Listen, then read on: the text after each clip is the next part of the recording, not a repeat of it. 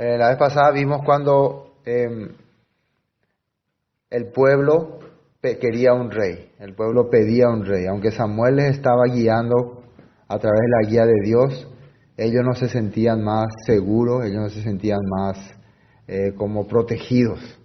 Parece que la palabra no era suficiente, ¿no? La palabra no era necesario. Y habíamos visto que el hombre, la humanidad, normalmente tiene este corazón, ¿no? Tiene esta mentalidad de que necesita sí o sí como un líder o alguien que se manifieste, ¿no? Con poder, con autoridad. Entonces, Samuel pensó en un momento que el problema era con él. Samuel en un momento pensó, ellos a mí me están rechazando, ellos a mí me han menospreciado. Así sintió en un momento. Pero la verdad, ellos no le estaban rechazando a Samuel, porque ellos estaban rechazando la palabra de Dios, estaban rechazando ser guiados por Dios. Pero como nosotros hemos visto en algunos textos de la Torá, no es que el pueblo no iba a tener rey, porque el linaje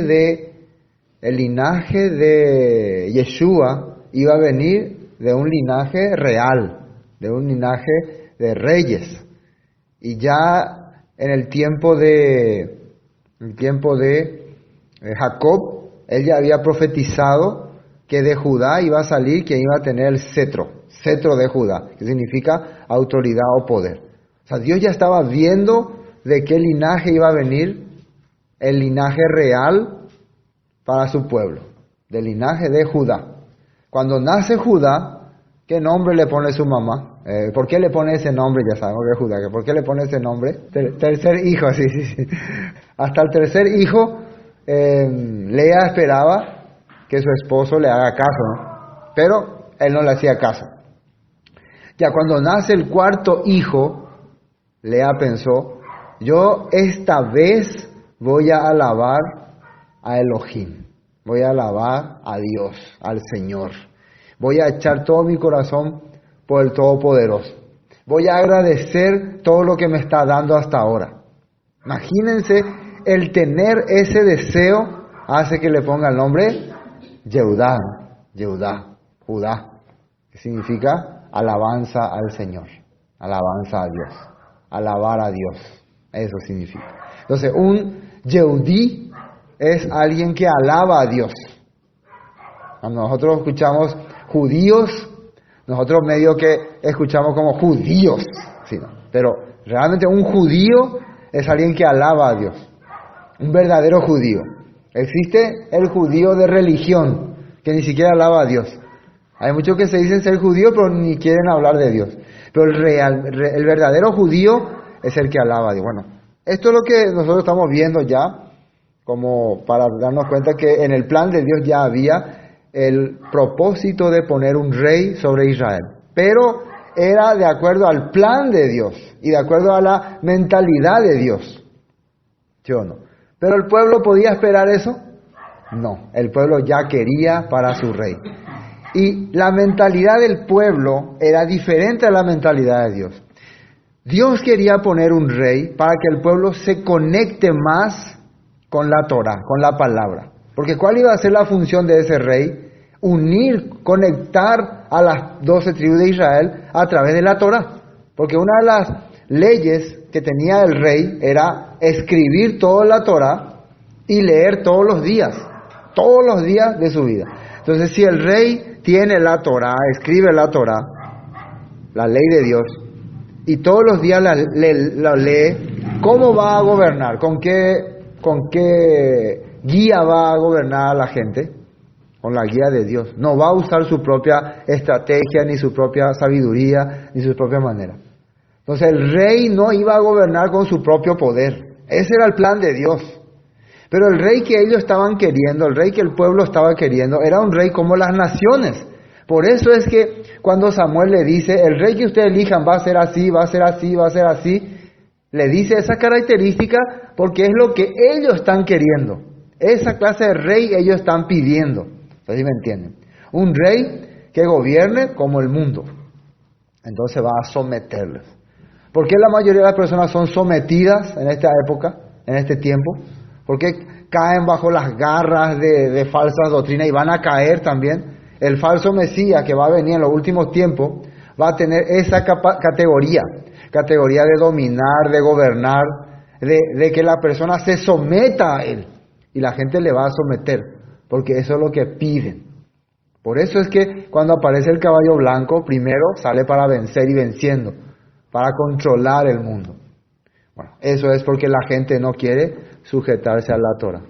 Tarde o temprano, todas esas personas que rechazan la ley de Dios, la palabra de Dios, los estatutos, decretos y mandatos, van a tener que sujetarse a un líder mundano, a un líder, a un hombre.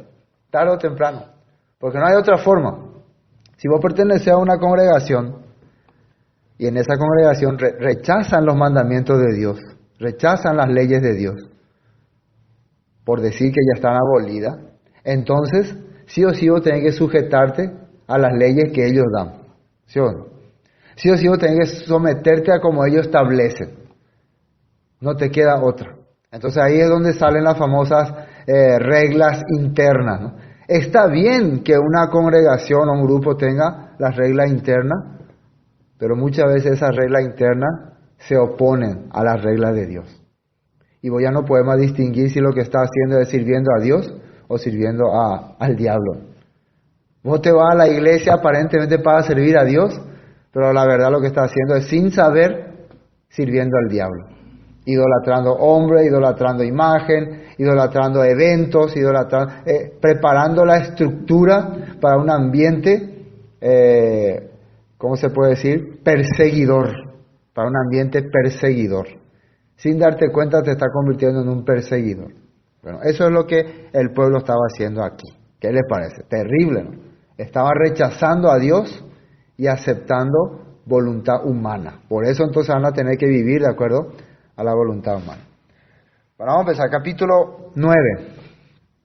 Capítulo 9 dice así. Había un varón de Benjamín, hombre valeroso, el cual se llamaba Cis, hijo de Abiel, hijo de Zeror, hijo de Corab, son sus nombres, ¿no? Hijo de Afía, hijo de un benjaminita. Y tenía él un hijo que se llamaba Saúl, joven y hermoso entre los hijos de Israel. No había otro más hermoso que él. De los hombros arriba sobrepasaba a cualquiera del pueblo. ¿Cuál era la característica de este hombre que fue elegido por el pueblo? Que es aunque parece que fue elegido por Dios, pero es lo que el pueblo quiere. Recuerden, Dios le está dando al pueblo lo que ellos quieren. Porque ellos son lo que pidieron. Ellos rechazaron a Dios, entonces elígenos un rey. Elígenos, nosotros queremos como las naciones. Bueno, entonces les voy a dar uno como ellos quieren. ¿Cómo era la apariencia? Primero, bien presentable. La gente generalmente cuando ve a un predicador, no sé, todo bien presentable, en un escenario grande, bien elegante, ¿qué considera? Ese es poderoso predicador. Y si le viera así con remerita, con camisita, nomás, ¿cómo le vería? O no sé, medio bajito, medio acacharaí, ¿no? Sin mucha pinta. Entonces dice, no, ese no estira tanto. La gente mismo es así, analicen usted. Hoy en día la mayoría de las iglesias ya se basan también por, ¿cómo se dice? Y más como los políticos, esos tienen los modelos y tienen sus imaginistas, ¿no? Ay, la palabra no sé. Los que les preparan, sus maquilladores, ¿no? Maquilladores. Cuando van a salir en los cultos, en las prédicas, tienen quien le pone todo el polvo, así, tienen todo así, todos los que le presentan, porque tienen que estar bien presentables. Si no está así, como que el oyente no va a sentir que es una buena prédica o es un buen predicador. Y mejor, el escenario tiene que prepararse todo a nivel. Bueno, eso es lo que la gente buscaba. Entonces imagínense cuando le pone a Saúl como rey, elige a una persona de apariencia fenomenal. Quiere decir que Dios le está mostrando al pueblo, ustedes viven de la apariencia. Ustedes se fijan en la apariencia. Cuando vos no te puedes fijar en el corazón, no vas a distinguir si ese hombre es de Dios o no. Eso es muy importante entender. Y vamos a ver ya de entrada, hoy ya vamos a ver de entrada quién era Saúl. Todavía no es rey, pero ya vamos a distinguir quién era él. Vamos a distinguir. Dice, y tenía un hijo que se llamaba Saúl, ya leímos esa parte, ¿no? Versículo 3. Y se había perdido las asnas de Cis, padre de Saúl, por lo que dijo Cis a Saúl, su hijo: toma ahora contigo alguno de los criados y levántate y ve a buscar las asnas. Y él pasó el monte de Efraín y de allí a las tierras de Salisa. Y no las hallaron, pasaron luego por la tierra de Salim y tampoco después pasaron por la tierra de Benjamín y no las encontraron. Finalmente se le perdió su asno, ¿no? El asno perdido. Cuando vinieron a la tierra de Suf, Saúl dijo a su criado que tenía consigo: ven, volvámonos, porque quizá mi padre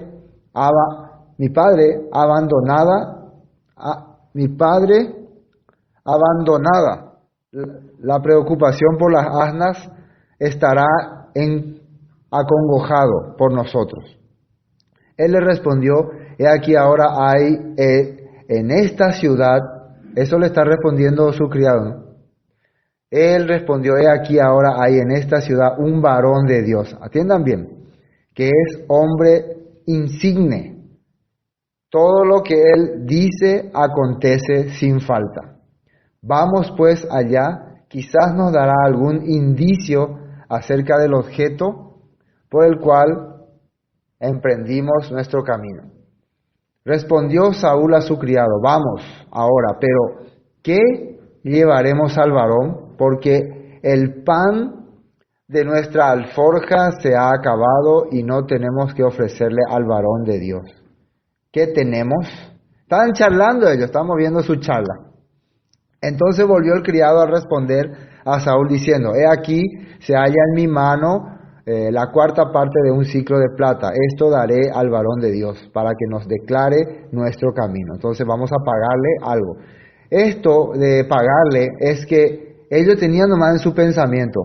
Vamos a analizar bien acá este punto. Su criado se entera o escuchó por ahí de que había un varón de Dios.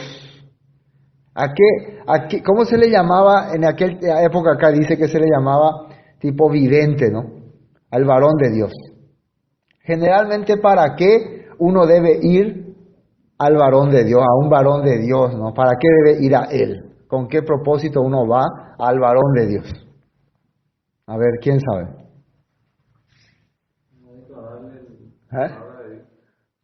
Normalmente va para buscar consejo de Dios, guía de Dios, alguna cosa sobre la palabra de Dios, ¿no? ¿Qué quiere Dios de mí? ¿Qué piensa? Pero el plan de Saúl y su criado, ¿qué era? ¿Con qué objetivo ellos querían ir al varón de Dios? Nunca ellos se encontraron con ese varón de Dios. Recuerden que Samuel era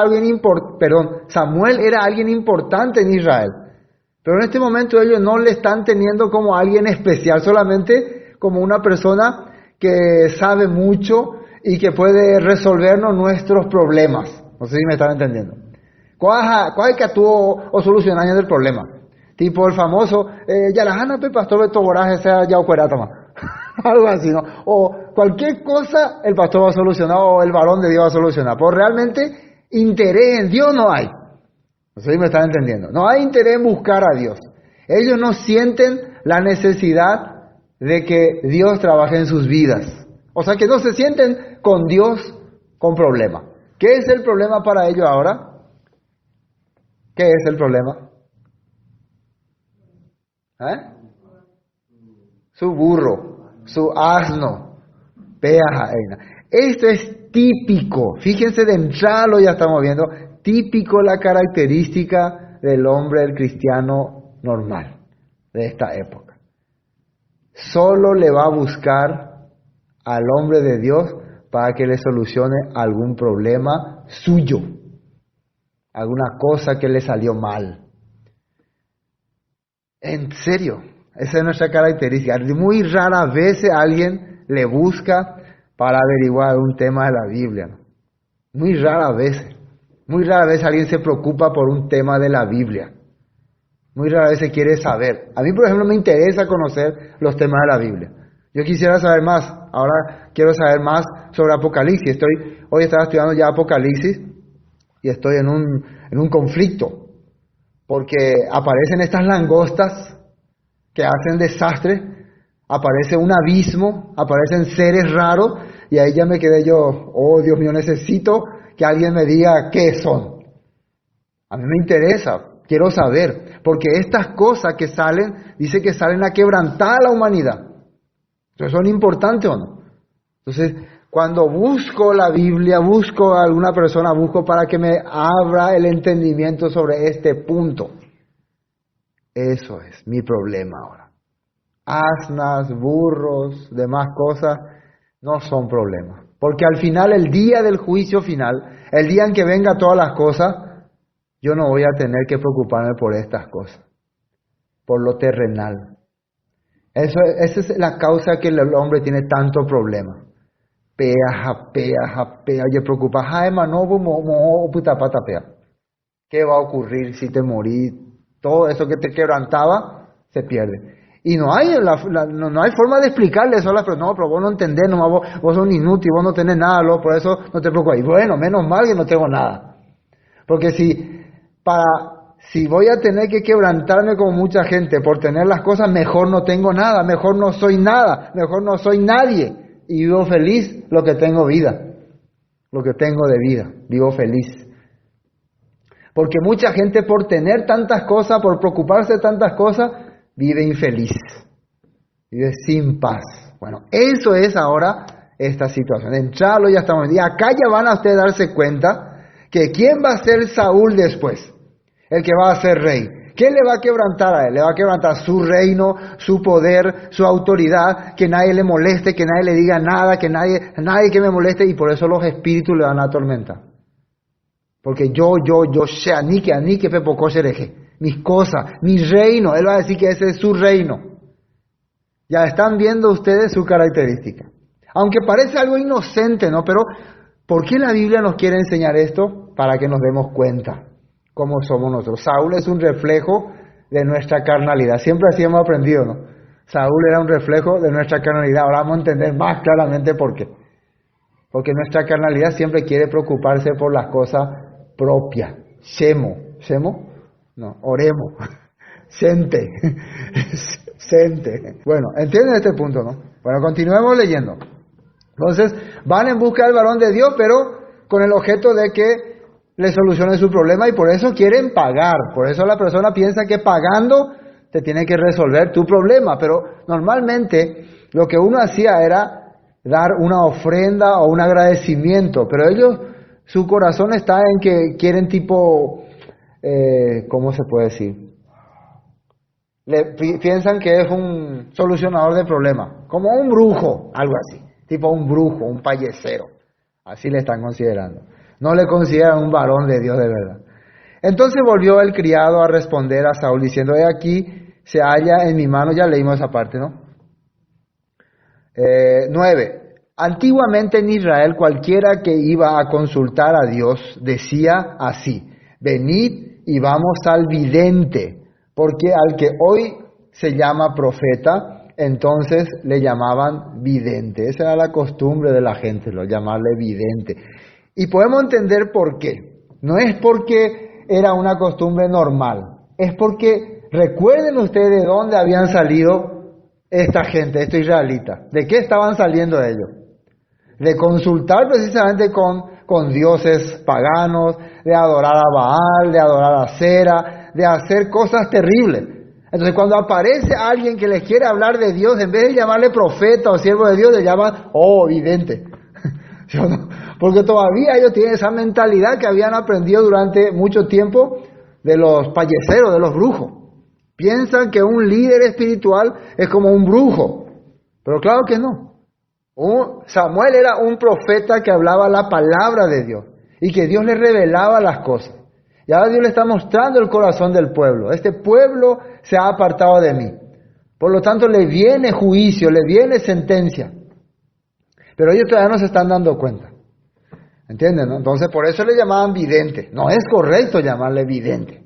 Eso eran como tipo más adivinos, ¿no? Y la Torah prohíbe el adivino, todas estas cosas. Versículo 10. Dijo entonces Saúl a su criado, dices bien, anda, vamos, y fueron a la ciudad donde estaba el varón de Dios. Y cuando subían por la cuesta de la ciudad, hallaron unas doncellas que salían por agua, a las cuales dijeron, ¿está en este lugar el vidente? ¿Está en este lugar el vidente? O sea, imagínense a Saúl y su criado. ¿Está acá el que puede adivinarnos dónde están nuestras asnas? La Torah, ¿qué prohíbe? ¿Qué dice acerca de la adivinanza? Prohíbe, ¿no?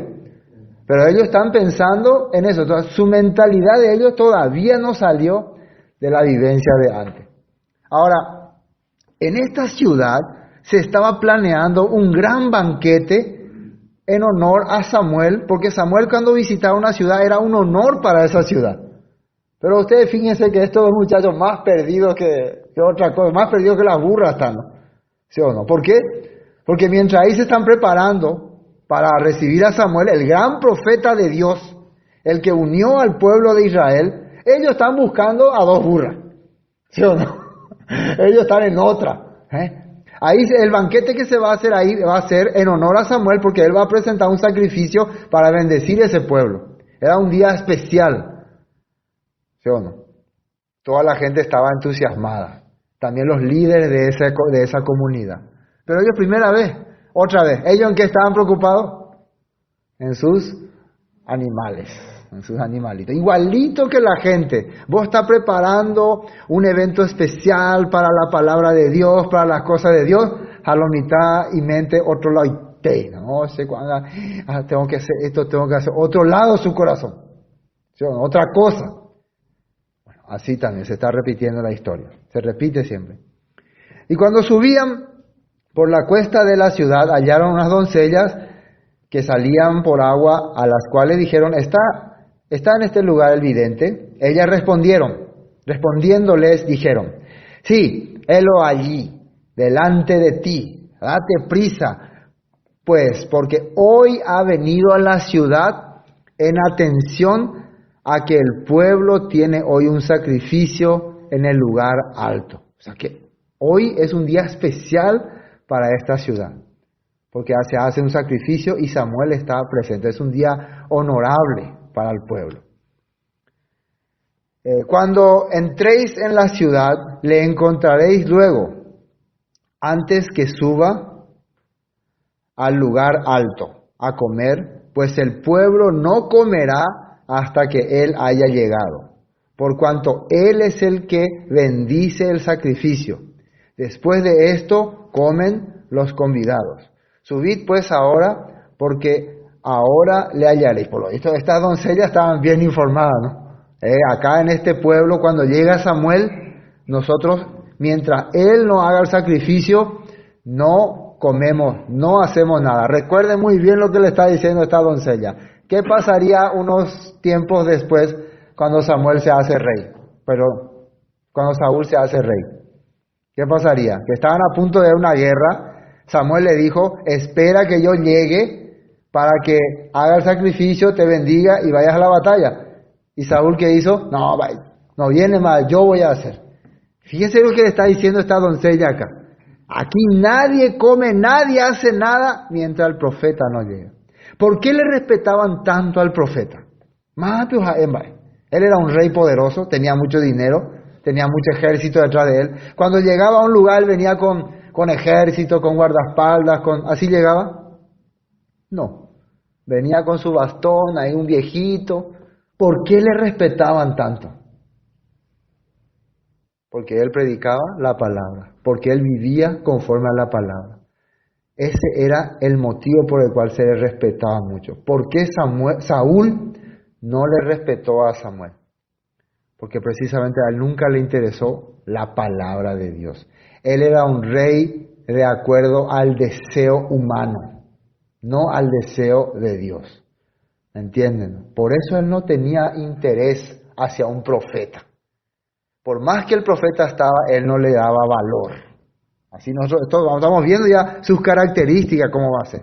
Pero acá ya le está mostrando, esta doncella, esta niña, ya le está diciendo, nosotros sin que él haga el sacrificio, no comemos. Los ancianos no se presentan. Lo respetamos a él como si respetáramos a Dios mismo. Ay, que ustedes, ¿a quién picón va ese Samuel? Así.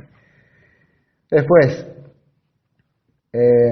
por cuanto él bendice, dice, el sacrificio, después de esto comen los convidados. Subid pues ahora porque ahora le hallaréis. Ellos entonces subieron a la ciudad y cuando estuvieron en medio de ella, he aquí Samuel venía hacia ellos para subir al lugar alto. Y un día antes que Saúl viniese, o sea, háganse como que retrocede hacia atrás, ¿no? Como en las series, ¿no? Samuel viene así, ¿no? Y le ve a Saúl viniendo y se vuelve otra vez atrás, ¿no? Así, ¿no? Un día antes, dice,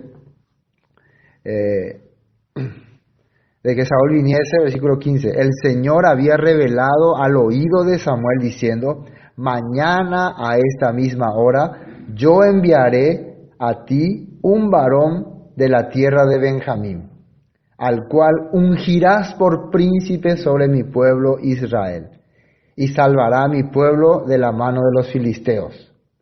Porque yo he mirado a mi pueblo por cuanto su clamor ha llegado hasta mí. Y luego que Samuel vio a Saúl, el Señor le dijo, he aquí, este es el varón del cual te hablé. Este gobernará a mi pueblo. Entonces, Samuel no hizo nada, no buscó, no preguntó, no hizo selección, nada no hizo. Entonces no podemos decir que por causa de Samuel el pueblo después se corrompió. Él eligió mal, él puso mal al rey de Israel. No podemos culparle a él. Entonces, ¿le vamos a culpar a Dios? Tampoco. ¿Quién es el culpable de que este rey sea elegido? El pueblo. Eso tenemos que entender muy bien. El pueblo siempre elige mal. Eso no lo sabemos, ¿no? El pueblo siempre elige mal. Pero el pueblo quiere. Pueblo hipotá. Eso es lo hipotá. Apean a ni playa. Pero el pueblo siempre elige mal. Si dejamos la elección en manos de Dios, va a ser diferente. Dios elige la persona que vive conforme a su palabra para que gobierne, para que dirija. La persona que anda y hace las cosas que están establecidas en su escritura. Ese elige Dios, la persona que tiene su corazón. Pero el pueblo no le ama generalmente a ese tipo de persona. ¿Por qué? Porque el pueblo no quiere seguirle a Dios. Ese es el problema. Bueno, 18, ¿no? Acercándose pues Saúl a Samuel en medio de la puerta le dijo, te ruego que me enseñes dónde está la casa del vidente. Y Samuel respondió a Saúl diciendo, yo soy el vidente, sube delante de mí al lugar alto y come hoy conmigo y por la mañana te despacharé. Y te descubriré todo lo que está en tu corazón, dice. Y de las asnas que se te perdieron hace ya 3 días, pierde cuidado de ellas porque se han hallado. Más para quién es todo lo que hay de codiciable en Israel, sino para ti y para toda la casa de tu padre.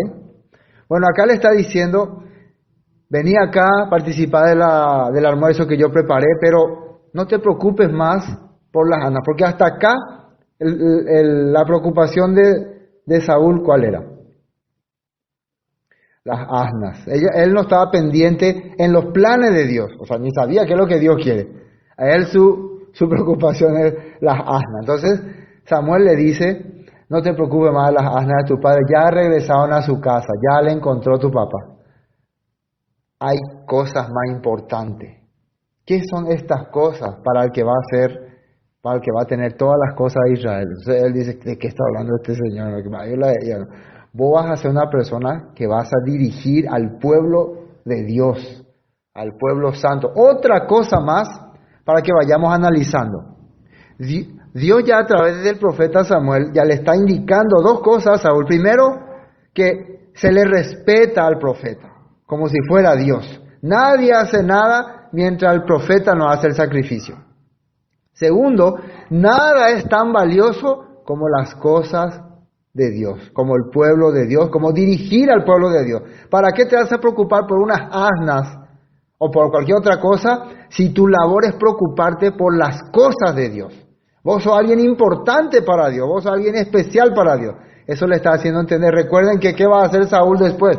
Cuando Dios le ordena algo, él va a pensar ¿se acuerdan qué pensó? Las vacas, que para sacrificar, para esto. No, vos tenías que pensar en Dios, en que ellos son enemigos, en cumplir las cosas de Dios. Ya Dios le está, a través del profeta Samuel, dirigiendo esas cosas. Hay muchas veces que uno quiere servir a Dios, pero de acuerdo a cómo él piensa o cree que es lo mejor que tiene que hacer, sin pensar en cómo a Dios le gusta. ¿Estamos entendiendo, no? 21. Saúl respondió y dijo: ¿no soy yo hijo de Benjamín, de las más pequeñas de las tribus de Israel? Y mi familia no es la más pequeña de todas las familias de la tribu de Benjamín. ¿Por qué pues me has dicho cosas semejantes? Después de escuchar Saúl lo que le está diciendo el profeta Samuel, él entiende, pero yo soy una persona insignificante, soy de la tribu de Benjamín, una de las tribus más pequeñas de Israel. Además, mi familia no es una familia muy, aunque la verdad, la familia de Saúl era una familia importante, pero él está acá como siendo humilde, se puede decir, ¿no? Está siendo humilde. Y esto es muy interesante porque vos podés presentarte como humilde, podés manifestarte como humilde, pero no viví como humilde. ¿Sí o no? ¿De qué sirve todas esas cosas? Vos podés decir, mi familia es la más insignificante, yo soy el pueblo más insignificante. Hasta acá Saúl está bien, está haciendo todo bien. Pero después, ¿qué va a pasar? A la hora en que tenía que manifestarse humilde, él va a demostrar soberbia y altanería.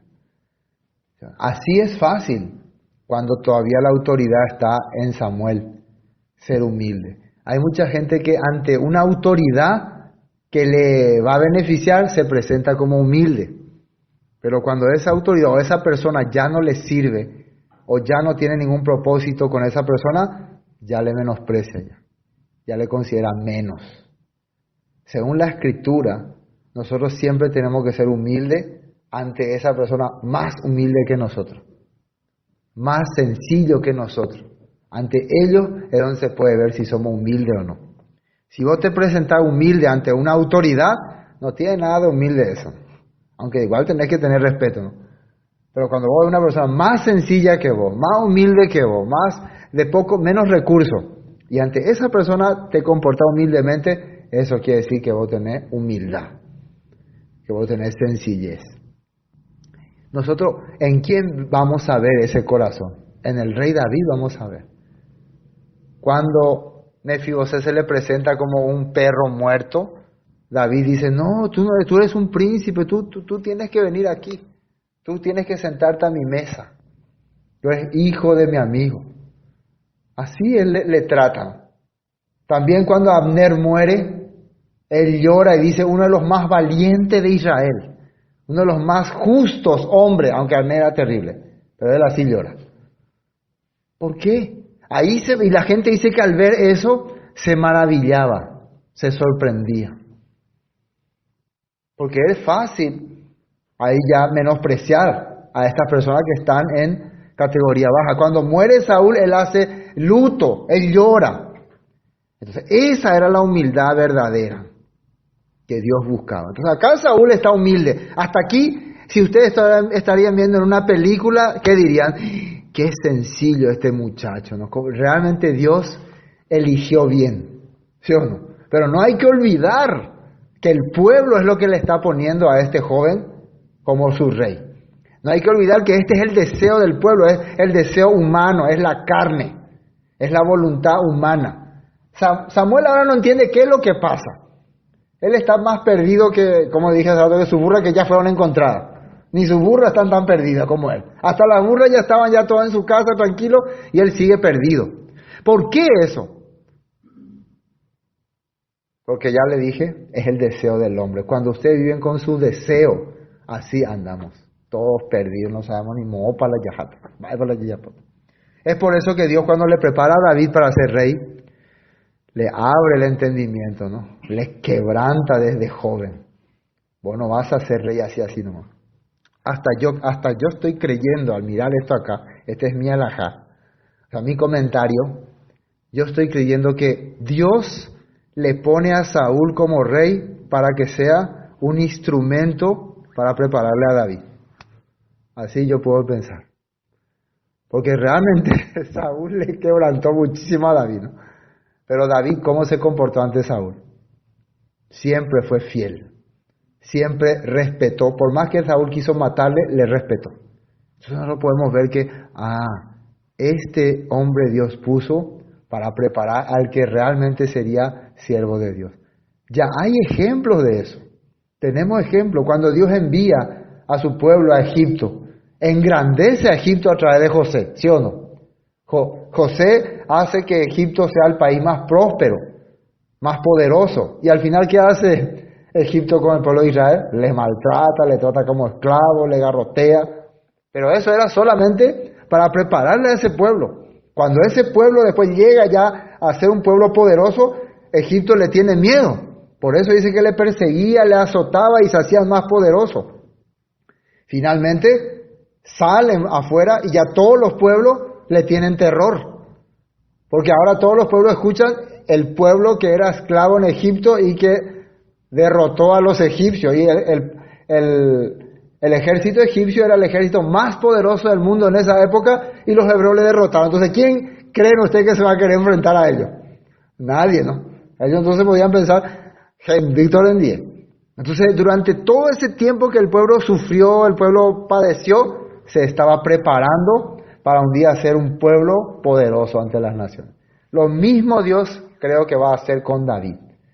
Le va a preparar para que pueda reinar con fuerza. Y le está usando a este señor. Pero continuemos porque tenemos que terminar su historia.